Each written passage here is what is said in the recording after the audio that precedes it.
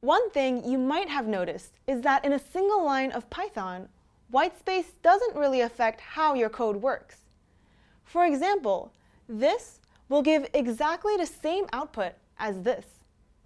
However, that doesn't mean that these lines are equally good lines of code.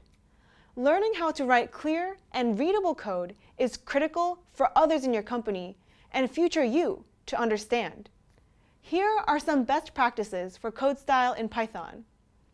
When you call a function like print, put the opening parentheses straight after the name of the function, like here. Not like this. Don't put extra spaces immediately inside the parentheses either. So this is good, but this isn't.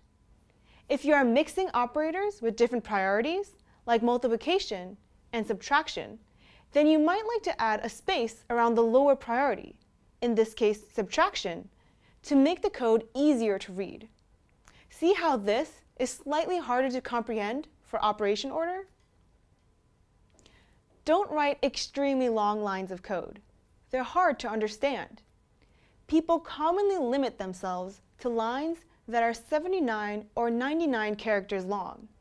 If you feel like you need to write longer lines, consider rewriting, simplifying, or separating your code into multiple lines.